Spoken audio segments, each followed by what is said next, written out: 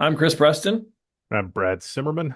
Welcome to Street Check, the best two-person podcast in the history of Cabot Wealth Network, which has been delivering investment advice for more than half a century.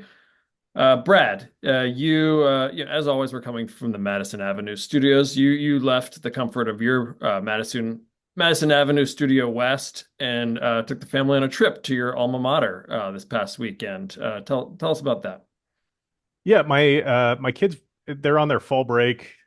We just sort of wanted to get out of the neighborhood, out of the house. It's been like 100 and something plus for like 2 months straight. Hmm. It's pretty Oh, unbearable. We talked about going camping, but we ended up going down to Tucson, which is just a few hour drive away. It's where I went to school. Been wanting to take the kids for a long time. I had a blast in Tucson. I loved it down there. And my son is maybe going to go there for college, so I thought, why not go down there? We'll check out the campus. We'll see the sights, go to some of my old haunts, and we ended up seeing Spider-Man Across the Spider-Verse with an orchestral performance. So they performed the hmm. score with like a string section. They had a live scratch DJ. It was really cool. It was a lot of fun. I didn't know that was Uh, a thing. yeah, I didn't either. Apparently, they do that with like Star Wars movies, where they do the John Williams score. It was a lot of fun. Kids, I think, were maybe not super impressed, but it was on like this U of A spring break, so the campus wasn't packed. Went on a pilgrimage to McHale so they could see the glorious hardwood of Tucson, but kids didn't care. Um, No. it's it's definitely weird being back in a place after like 20 years. I haven't been to the campus in a long, long time. It made me feel my age. Is it only 98 degrees up there? It 97? was, Hmm. yeah, that was about Yeah. right. Okay. It's Yeah. like 5 degrees cooler, so it's not like a sweet relief kind of thing, but it was just nice to be outside of the house. We've been cooped up inside for too long, or at least I have. 36 degrees this morning when I woke up in Vermont here. So different It world. was like 60 something this morning, and we got rain last Oh, night. Water wow. fell out of the sky. Can you Wow. believe it? Yeah.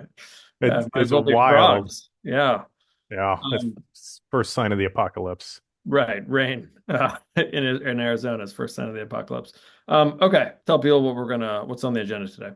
So we have to talk about ASML releasing their earnings a day early, uh, and taking a haircut because of that, and then declining a little bit further. But we're also going to actually take a deep dive into their numbers, or a deeper dive, I should say, and contrast that a little bit with what Taiwan Semi did just a couple of days later.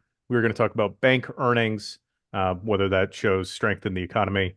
And we're going to talk about whether layoffs hurt perception more than they help the bottom line.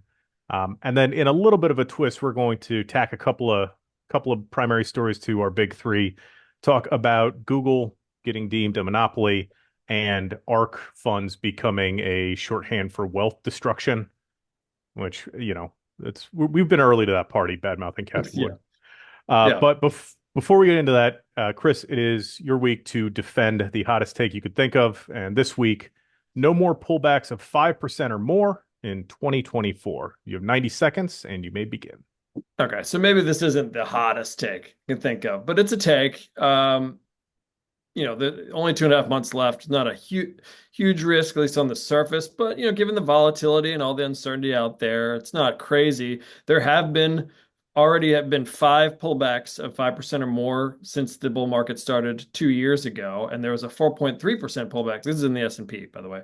4.3% pullback in the first week of September. Remember, we thought like, here we go again, another bad September and October. Well, market has totally gotten itself together essentially since that first week of September and is at all-time highs. I think it's going higher, a lot higher. Probably not a ton.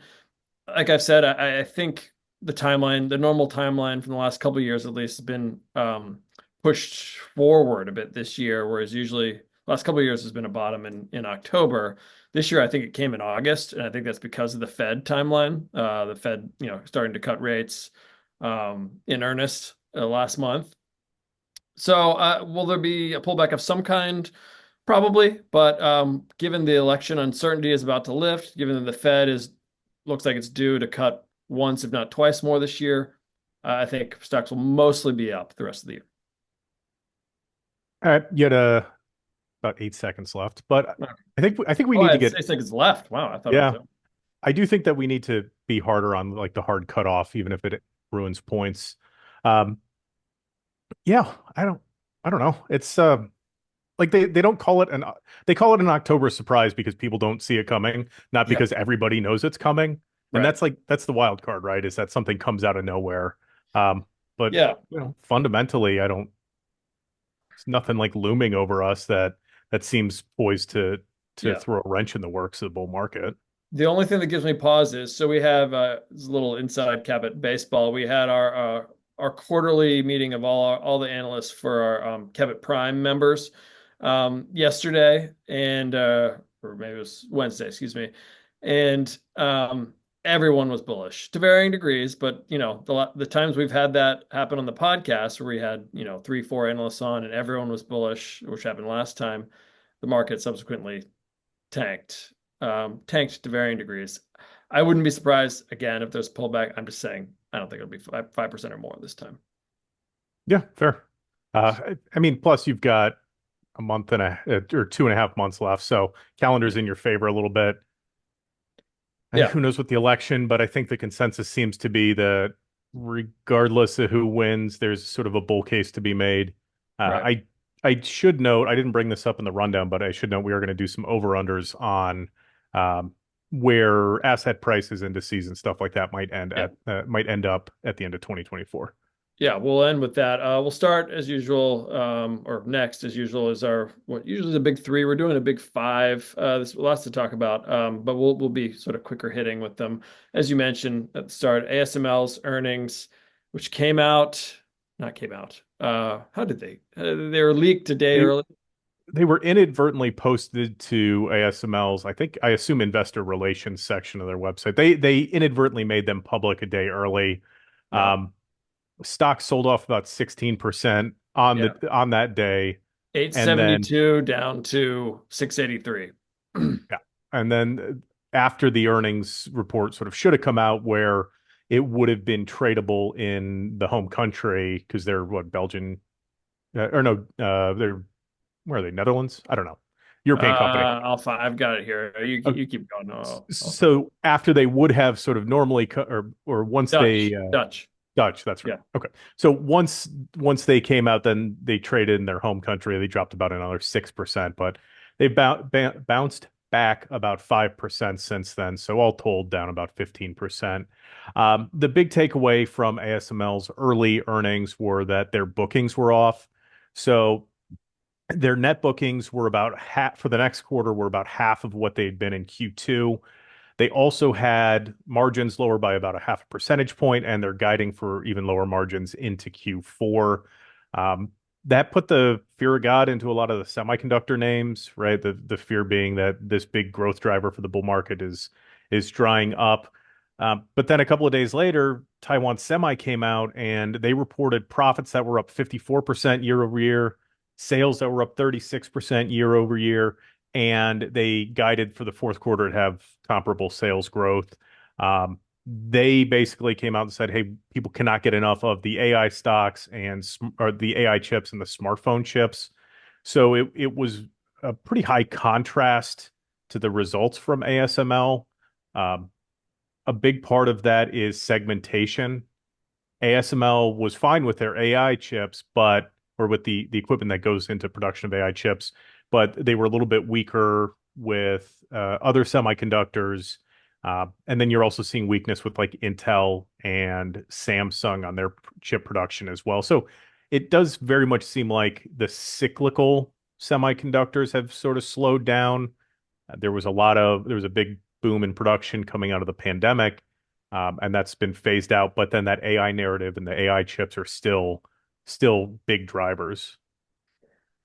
Yeah, it's funny upon Googling, this there's it's pretty polarizing topic. Some people it's all over the map. Some people are like, oh, ASML's disappointing earnings are a sign of gloom for chip stocks. Don't buy chip stocks. And then some people take the TSM's Taiwan Semiconductors strong earnings as a sign like, well, now after this sell off, it's buy back in. Chip stocks are alive and well. could go either way. I don't think one company's weaker than expected, disappointing earnings are a sign of the apocalypse for chip stocks. I think as you mentioned, as long as the big boys need chips, and for AI purposes, they do. Microsoft, Apple, um, you know, Meta, Nvidia, Amazon, yeah. yeah, Amazon, yeah. There's going to be demand, and I don't think chip stocks are on the cusp of some sort of implosion or anything. Yeah, it does. I think it does raise the risk a little bit that one of the questions that analysts asked in Taiwan Semi's earnings were, all right, well, where's the return on investment for everybody that's buying these chips? We talked about that same question almost verbatim when Nvidia reported last quarter, where Yeah, it's like asking Microsoft how people that subscribe to Office are making money. It's like, well, that's not really the venue for this. But Taiwan Semi said that they can't be the only company that's making money off of AI. It reads almost like they are incredulous, but maybe sort of fessing up to the fact that I don't know where other people are making money, but we're doing great. yeah, Nvidia has had sort of similar responses as well. It definitely highlights that it is on the topic of investors' minds and it's on the topic of analysts' minds, which goes to what you were saying about as long as the big boys are buying chips. I think the risk that it raises is that if the big boys stop raising chips, the fire hose is shut off. It's not right. like it trickles and then they find demand in other segments of the market. It's like it's all or nothing. Once Facebook, once you know X and Tesla, like once all these companies that are building out data centers are buying all the chips, Hmm. once and if they stop, that's all she wrote, at least for this cycle. And I I don't see don't. that happening anytime soon. Yeah, and I'm sort of natively bearish on this tech stuff. I'm still very unimpressed by what I've seen for AI and for AI businesses.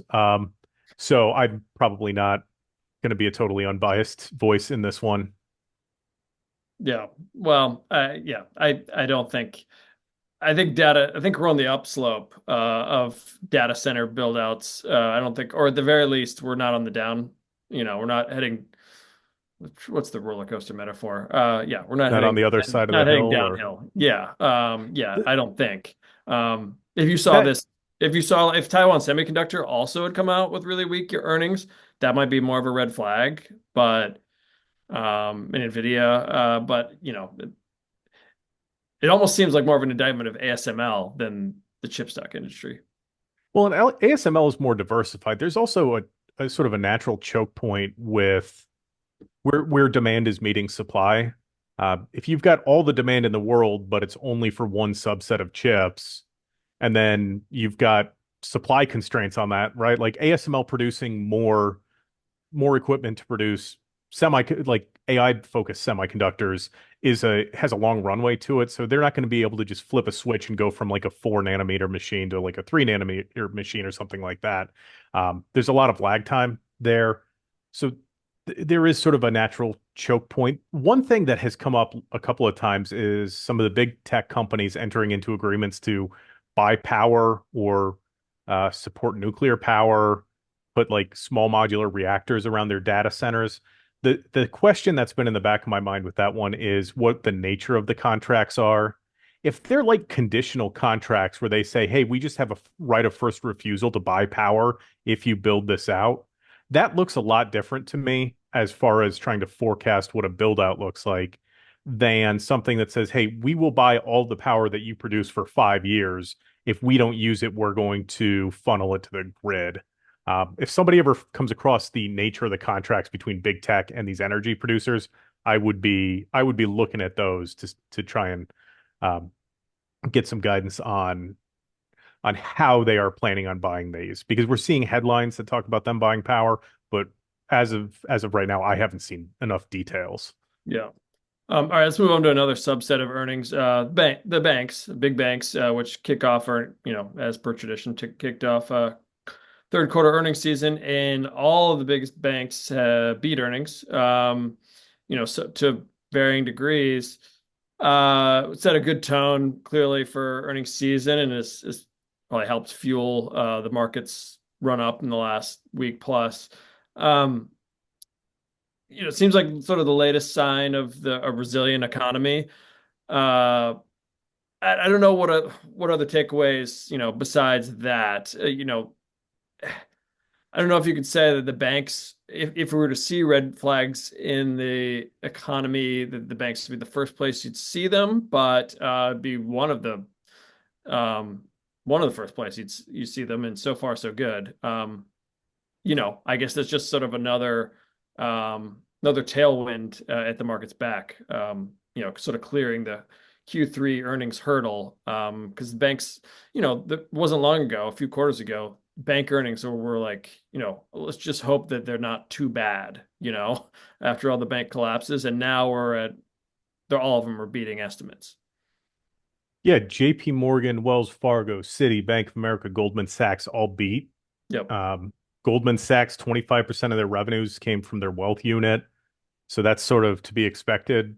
Stock market's at all-time highs, right? Like everything's sort of by the book. The only two things that caught my attention, most of the major banks upped their provisions for credit losses.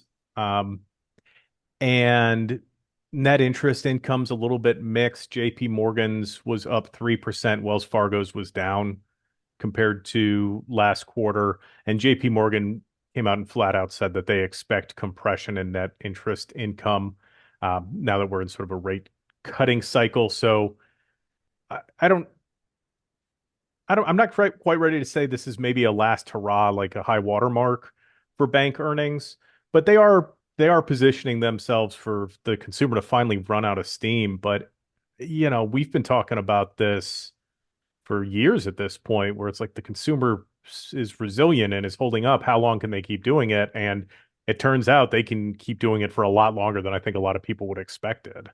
Yeah, I mean, we've sort of, it almost sounds like sarcastic when you praise the Fed, over the last couple Yeah. of years, but we've said it, genuinely a couple of times, like they seem to have threaded the needle pretty well. I mean, it's still possible that a recession will materialize. It's possible they're late to the game and cutting rates, although, cutting 50 basis points right out of the gates, was sort of a, tacit, maybe acknowledgement of, if not acknowledgement of that, a way to sort of make up ground. You know, I guess similar to how the market climbs a wall of worry, it seems like recession fears and, inflation, or I guess interest rate cut fears also climb a wall of worry. Interest rate were high for a long time, so that was warranted, but it seems like they've threaded the needle pretty well. And also, most signs point to stable, healthy U.S. economy. A couple jobs reports that were underwhelming, but the last one was good. So you know, everything seems in pretty good shape right now. Yeah, it's funny that you mentioned the jobs report. There was, I was reading some analysis. The last jobs report was buoyed a little bit by temporary government hires. A lot of federal spending dollars that went to the state and local governments were sort of poised to expire on September 30th if they weren't used. So you ended up having this huge net addition to not federal, but to government workers in the September report. That without that temporary hire spike, the unemployment rate actually, what I was reading, would have been as high as like 4.5%. Yeah. Anecdotally, there are a lot of industries that, especially in like gaming, entertainment, Hollywood production, the mantra has become stay alive till 25, where it it is anecdotally painting a picture of a lot of industries that are sort of white knuckling it and just hoping to get to the next fiscal year or some more Yeah. resiliency. Um, I don't that's my fear, is that we're all just holding on for dear life and that everybody sort of lets go at once. But I don't see a lot of evidence for that anywhere. Yeah. I can't make a compelling bear case for the economy as a whole other than, hey, everybody's stretched thin and we're all going to pop at the same time. I think that it's just more my echo bubble, my echo chamber of news headlines is painting a more fuller anecdotal picture than data-driven picture. So Yeah. Well, seems like we're this all right. this next item sort of maybe feels like it contrasts what we're saying about the health of the economy. Uh, Layoffs have been Yeah. rampant, especially in the tech sector this year. Year to date, uh, layoffs cuts are higher than they were in 2023. And let me give you a rundown of some of the layoffs lately.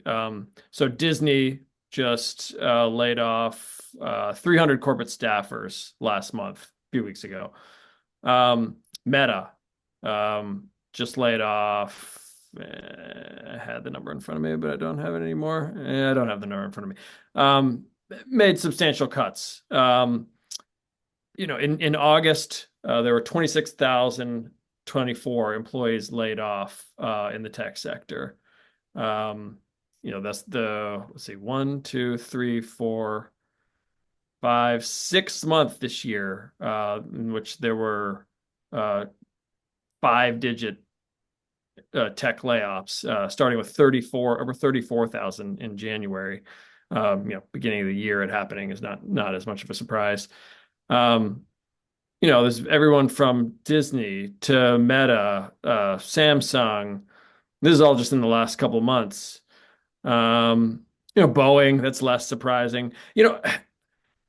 This is where my point, I guess, is ostensibly, to investors historically that cost cutting, it's a nice term for firing a bunch of people, laying off a bunch of people, is, something that investors, active investors, push for and like, cutting costs, improving profitability. But, seeing Meta sort of in the same sentences, actually struggling company like Boeing, or not struggling, but, had a company that been in the news for a lot of bad reasons lately. Um, I just don't know that it's a great look.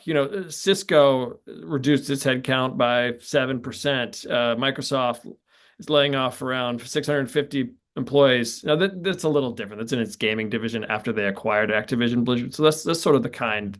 I think we talked before the podcast that's the kind that like is normal because there's synergies. But Yeah.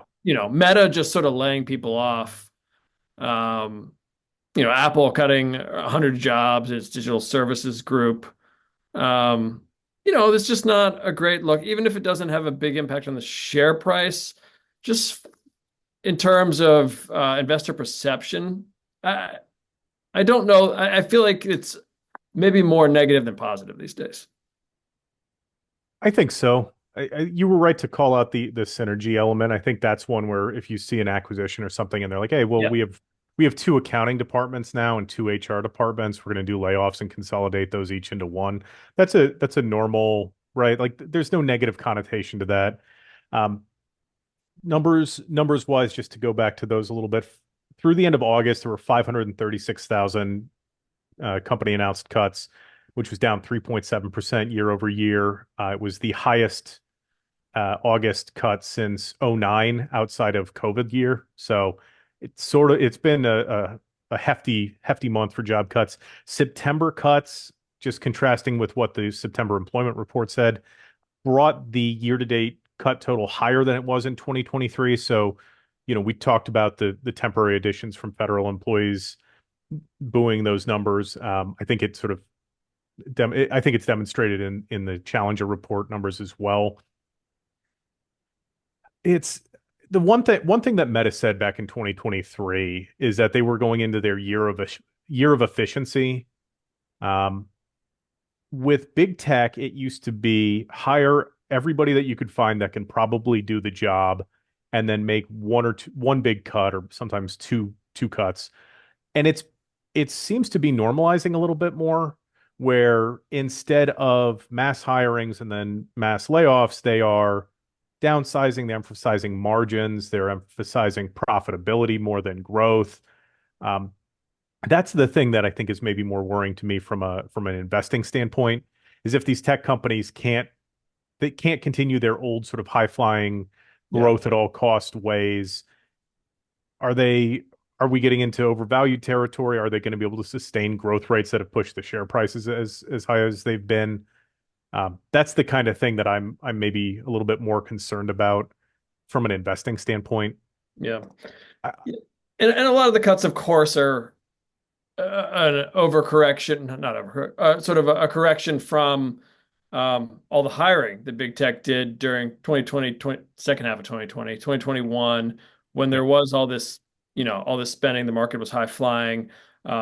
Tech was, the biggest growth industry. I mean, it still is, but was growing like it had never had before. A lot of hiring done there. I mean, Amazon famously, because everyone was just ordering Amazon from home, couldn't go anywhere. Famously hired, I can't remember what the numbers were. It was like 10,000 employees or something like that. yeah. Yeah. So, you expect sort of a correction from that. But I guess just big tech company that, stock price is already up, like Meta, for example, 65% year to date, and seemingly, flush with cash, cutting, you know, X amount of employees, just being in the same sentence as Boeing and Disney, which are actually sort of struggling companies, it just isn't great optics, I would say. Yeah, especially if you've got something like an outstanding buyback program and you're Right. doing layoffs. Right.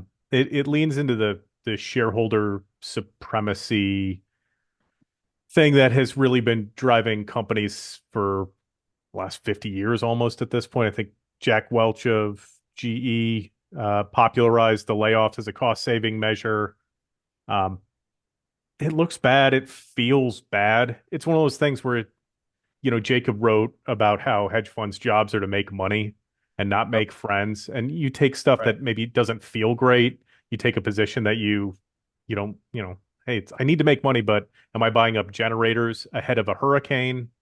Right? Like it gets that thing where you sort of need to distance yourself, I guess, ethically from profitability. And we've talked about it in the past. That's something that, I certainly would struggle to do. I don't know. I'm also pretty pro worker in general.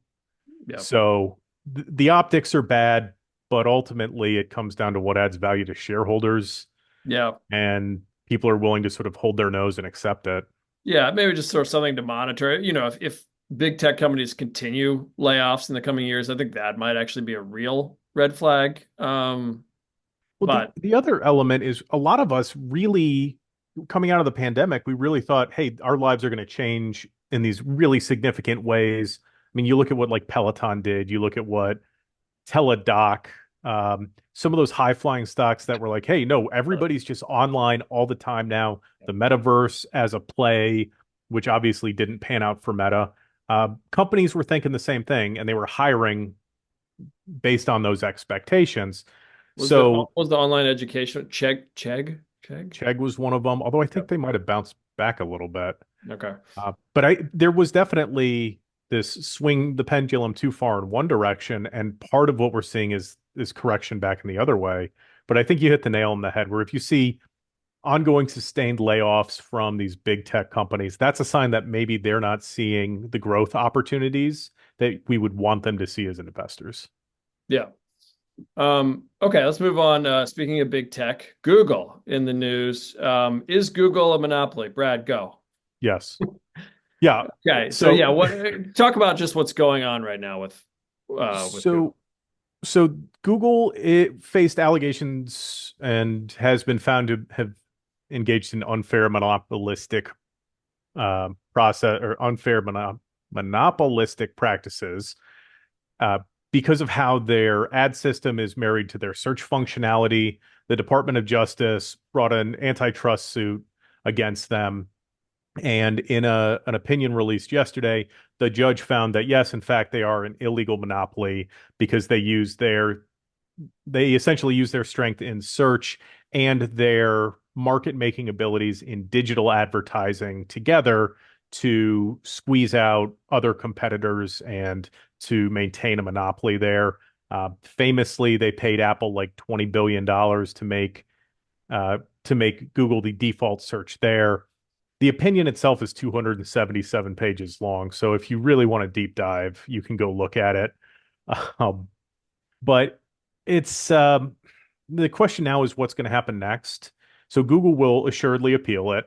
The appellate court could simply come out and deny the appeal if the 277-page judgment is adequate and shows that it's a good ruling. That's a possibility. Given the scope of it, I would assume that they'll at least be willing to take a look at the appeal itself on the merits.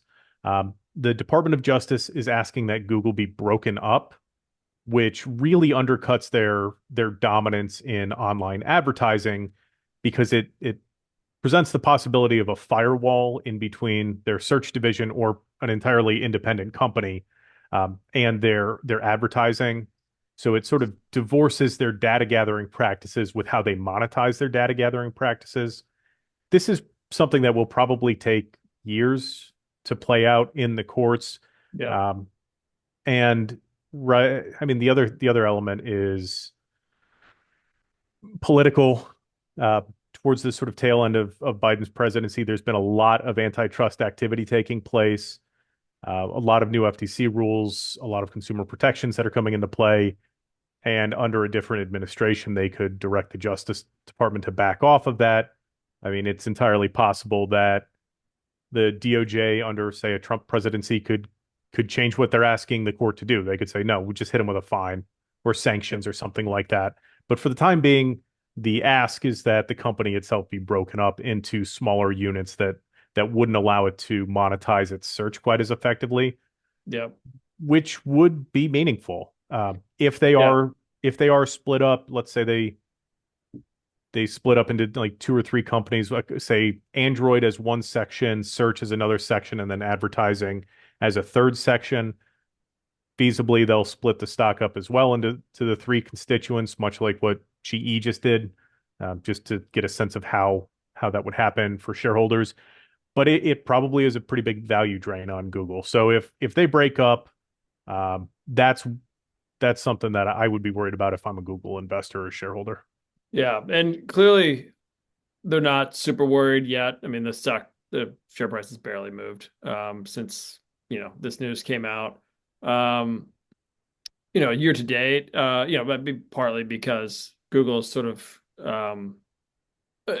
by mega cap tech stock standards has been sort of a laggard this year, only up 17%. But yeah, it's more of investors have a hard time seeing years down the road. The market famously looks forward, 6 to 9 months down the road, but this would take longer than that. So it seems like it hasn't reached existential crisis yet. More a back burner. I fear is probably too strong a word, but back burner issue. Yeah, Google will take probably a couple of months. Well, they'll probably request an appeal and start filing to support it. It'll be 2025 before the appeals court even decides whether they want to accept it, at a bare minimum. Right. So, the worst case scenario for Google is the appellate court comes out and they just deny the appeal. That's Yeah. worst case scenario because then the judgment stands. And then there's a subsequent they can try and challenge other elements of the judgment, but it seems to have been a very well constructed case on the part of the Justice Department.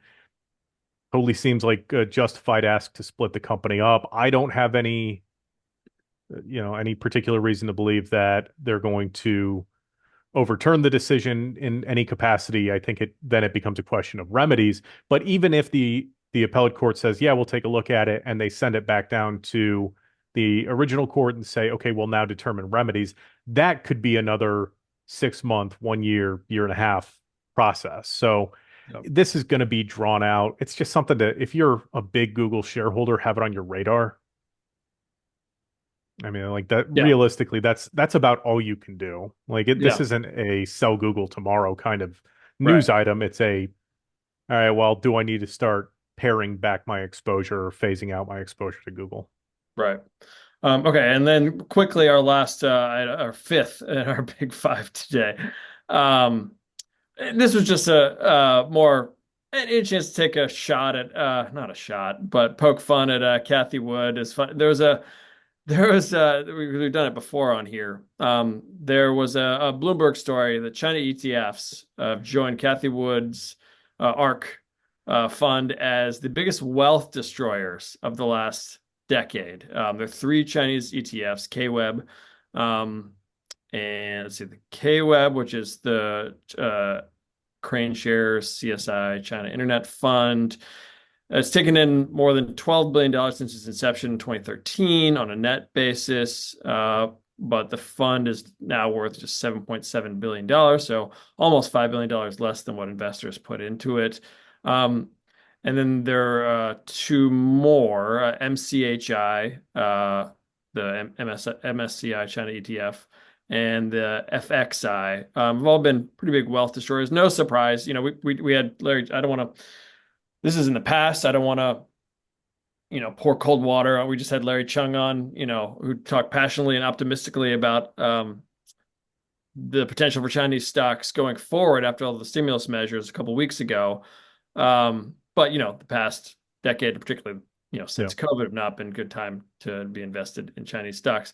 So those three ETFs, $4.6 billion in wealth destruction, according to this Bloomberg chart, for two of them, and another is $1.7 billion. Guess what? How much wealth people have lost in the ARK Innovation ETF, ARKK? 13 billion. Not quite, okay, not quite that much. It was $8.1 billion shortfall. Net inflows are $13.7 billion, and it's now $5.6 billion in assets. Um, It's nobody does it better than Kathy Wood it's gotta in the entire sting. country of China. It's gotta be tough when your name and your fund have become synonymous for like worst investments to make.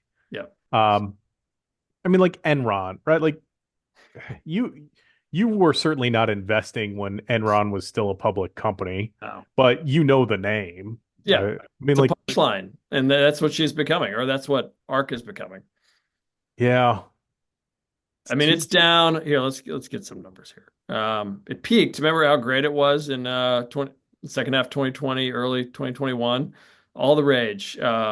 ARKK 156. It peaked. It was this closing peak, February 8th, 2021. 156. It is now $47 a share. And I don't know what that math is on in terms of percentage loss. it's 75% ish. Yeah. It bottomed out, but it's up from its bottom in 2022, late 2022, around $30. But it's still not, considering how much big tech, Kathy Wood, this is supposed to be a tech fund, and tech has been leading the charge the last couple of years of this rally, but somehow ARK has not been a huge beneficiary. I mean, it's up 22% in the last year. Not bad. Um, and like I said, $31 where it bottomed. It's out 47. Not bad, but Well, it's that's still is one of the biggest wealth destroyers, the biggest wealth destroyer of the last decade. well that so that's the biggest market against it, right? We see sector funds like the names that you mentioned, the Chinese funds, those are sector funds. They're Right. just probably market cap weighted investing in the CSI 300 or investing in like they're rules based investing. So if a sector gets slammed, yeah, the performance will be bad. And China, the CSI 300 is still trading like 30% below where it was in 2007. China has Yep. had for the most part a lost decade. Um, the ARK funds are discretionary funds. They can be invested in anything. So if they have bad performance, they can change what they're investing in and they can buy different stocks. Yep. Uh, it is entirely of their doing. So Yeah. I don't know. I don't love dunking on people, No, it just was. but It was a humorous headline. I saw the China part, although this is interesting. It said almost, not as bad as Kathy Wood's arc. Okay, that's the dunk on Kathy Wood segment for this week. Let's move on to as you mentioned, we're going to do something over unders for the rest of 2024. Only 2.5 months left, so this is sort of a good measuring point. So we each picked three. We're basically just going to say um, we think that the number will be over or under. Just like as if you're betting on sports. Say like make a mistake like me betting on the Mets the other day. I don't know why I did that. But don't bet against Shohei Ohtani. That's the lesson. So I'll start. My first is the S&P 500 will be over under 6,000 by year end. Now, I'm not saying will it get to 6,000 at any point in the next 2.5 months. Will it finish the year above 6,000? It's only 2.5% from here, so it's not really a stretch. What's your take? yeah, I'll say over. Me too. I think a couple of months ago I, we were talking about setting like year-end targets, and I think I said S&P is going to have double-digit new all-time highs. I think we're at six right now, five or six, somewhere around there. Um, it's also I'm leaning into the trend is your friend thing, right? Yeah. Like there Yeah. there is a clear-cut upward trend right now. Everything's sort of heading higher, absent some sort of black swan or October surprise. It's nothing to really get in the way. Um, the other thing for me, the TSM run up, they popped 10% after earnings in the face of ASML saying that they were seeing weakness in semis. That is telling me that investors are still going to be more forgiving this quarter, even if maybe some of the big tech companies aren't quite landing as hot as they had hoped, or if we see maybe some weakness in AI and stuff like that. So if they're going to get past this quarter earnings season, I think they hold up through the end of the year. So I'm going to go over.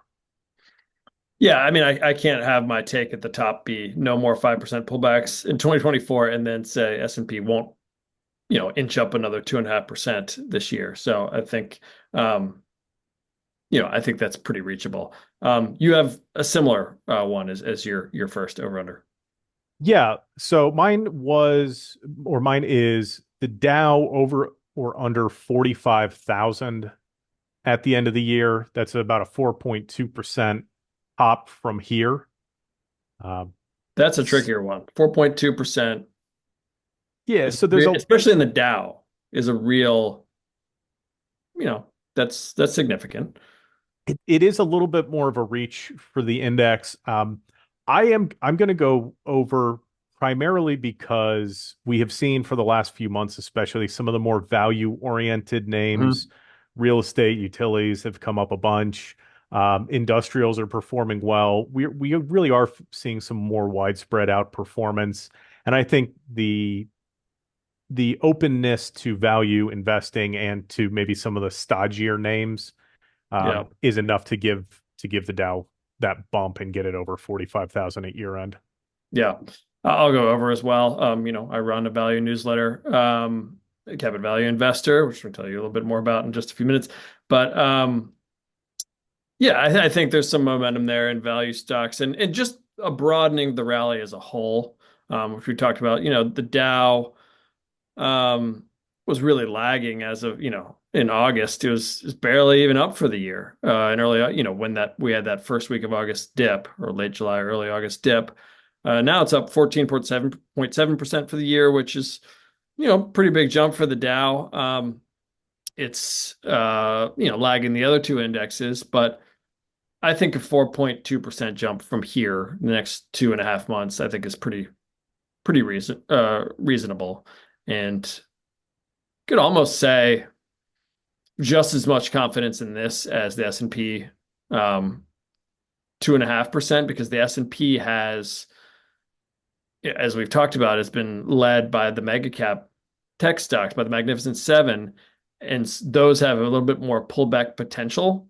Um, Dow has a couple of them in there, but it's not as dominated by Yeah.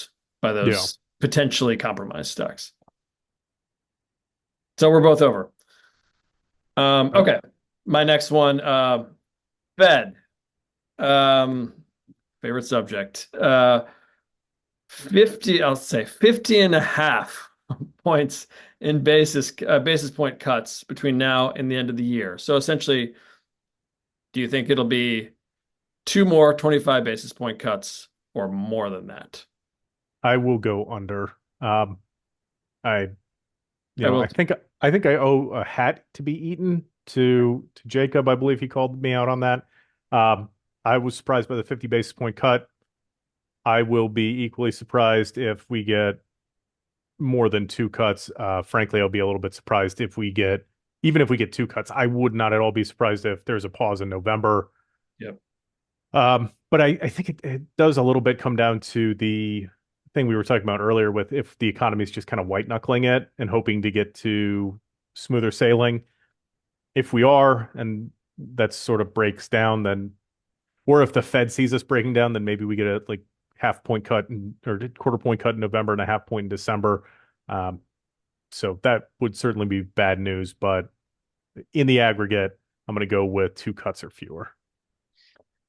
Yeah, I think two. I think two of 25 basis points. Again, we thought it would just be, but pre-September, we thought it was just to be two the rest of the year. Thought they wouldn't touch it the week of the election. I think they probably will now because it's clear they want to be more aggressive in cutting rates.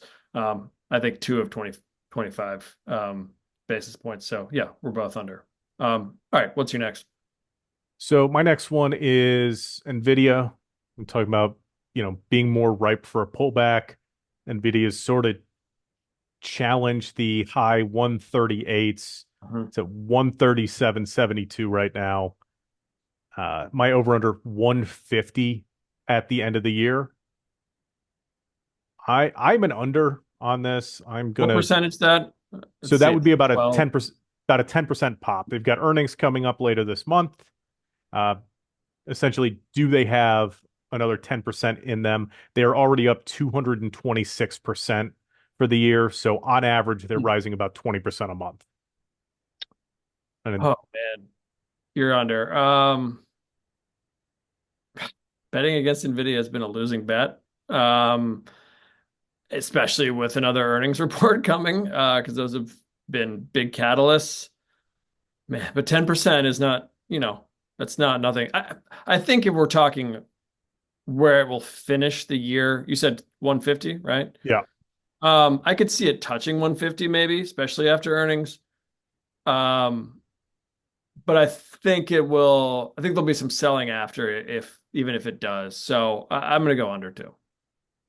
I think we're 4 for 4 on consensus. I think I we're know consensus picks on all these. yeah, we gotta break this up. All right, maybe this next one will be more polarizing. My last, Bitcoin new highs above 73,000 by year end. That would be 7.2% from here. Um, I'm gonna go under. Um, Although I fear that you'll do the same. Yeah. Um, what the heck? To just just to not be totally in lockstep. I'll go over because I believe if I believe in the market, then I guess by proxy I believe in Bitcoin the rest of the year because as I've said, I think it's just purely a bull market tool. I think the bull market will be intact the rest of the year. I'm going to go a slight over. I'll go. I think it'll finish at 74,000. I so I'm gonna go under. Yeah. Like I said, I tech's a bit too hot to handle right now. A lot of potential room for pullback, and when tech suffers, Bitcoin suffers. Your wild card, though, I suspect that if like Trump wins the election, Bitcoin probably runs up over like 80,000. I think there's probably a lot of room for it to run in a in an environment where like enforcement is not really a risk. He Yeah. just former President Trump just launched a cryptocurrency project of his own the other day. As I understand it, there were some technical difficulties, and I don't think the reception is particularly strong for crypto projects in general. But for true believers, I feel like if you get the Trump presidency, that probably runs Bitcoin way over that target. Right. Um, I'm going to still take the under on it. I don't have a ton of faith in it, and tech has been hot for so long. I mean, like I hate betting against the trend, but like you said, for the sake of making this interesting, I will Yeah. definitely I'll take the under. Yeah. Yeah. Well, I figured you'd take the under. So yeah, Yeah. I think even though mine's a bit half-hearted, it's good to have some disagreement there. All right, what's your last one? Last one is Apple. So talked about Nvidia, we talked about mega caps, and Apple has been one of the sort of more resilient of those names. It hasn't had quite had the run-ups. It's up 33% this year. It's at 235, over under 240 to close the year out with um, a lot of potential from showing more iPhone sales, things like that. I know they just popped a little bit on upbeat sales from China. So to Apple over under 240 to end the year. Over. Over. Yeah, You're over. Okay. I I am over wasn't as well. sure. Yeah, I mean that's not my it peaked at where, it's right back to its July peak right now. Yeah. Mid-July is 235. It's 235 now. Even if earnings disappoint, the earnings report is on Halloween, uh, which is ominous, but there's time in those 2 months to, sort of make up ground, especially if the market has sort of its traditional November, December run up, especially post-election run up. Um, I just think there's enough momentum in tech, you know, especially in Mag 7 type stocks that another 5 points, 235 to 240 isn't asking much. Yeah, the other component with Apple, and one that I like that's really behind my over, is Apple has not been doing what all the other mega cap tech stocks have been doing and piling everything into AI data centers. Apple's just continuing to do what they do, which is produce consumer tech products that people like. Their agreement with OpenAI to give iPhone users access to the platform costs them nothing. Yep. So if bets on AI go sour, Apple loses nothing. Apple could say, all right, you guys don't like AI. We're just going to send an iOS update and we're going to shut it off, and then you don't have to see it anymore. They have no skin in the AI game. Yeah. If bets head south, they become sort of the last man standing when it comes to like mega cap tech. Um, I really like that. I think Yeah. I wrote about that several months, maybe 6 months ago, earlier this year. Um, they are my sort of top pick amongst the Mag 7 for stability and Yeah. for sort of worst case scenario, or if the AI thing goes bust. I love them for that. I'm just gonna let them do their thing and just churn and keep rising. I wouldn't be surprised if they're 250 or higher at the end of the year. Yeah. Yeah. If you had said it at 250, that'd be, you know, maybe more of a discussion. But hey, the good news with all this agreement between us, if we're wrong on multiple things, that means we'll be eating hot sauce together in a couple Or of we months. just we just delete the episode. I mean, that's also an option. We could, but what would be the fun in that, at least for the listeners' view, or Madison really more than anyone. She loves seeing us suffer through all our wrong takes in hot sauce form. Okay, last thing before we close out today, I mentioned so I run we like to plug our own our Cabot advisories here. I'm going to give my own a plug here today, Cabot Value Investor, because as we mentioned, value stocks have been are in a better spot than they've been really in a few years. And actually, the Cabot Value Investor portfolio is in the best spot it's been since I took over from Bruce Kaiser in April. Definitely in the best shape it's been in since I took over. It's monthly issues with new stock pick every monthly issue, so 12 a month or it's 12 a year, excuse me. Weekly updates on all the stocks in the portfolio, and it's my approach is sort of a growth at value prices sort of approach where you know while value has underperformed growth for roughly the last decade, you can sort of blend the two. Warren Buffett. No, I'm not comparing myself to Warren Buffett, but he has things like Apple and BYD in his portfolio, big position, obviously in Apple in particular. So you're looking for sort of opportunities in, companies that are ostensibly growth companies, but undervalued. Offering it to listeners to today's podcast for 17% off the normal price. Annual plan is just 297 for the year, or you get it monthly for 29.97 a month. 297 for the year, is not a big ask given some of the returns. I've just retired. When stocks in Cabot Value Investor hit our price target, we retire them more often than not, which means it doesn't have the same connotation, negative connotation as selling them. We've retired three in the past couple months that hit our price target. Another one just hit. Well, a fourth one just hit our price target this week. I'm not going to reveal the name, but sold half of it and keeping the rest because I think it has more upside.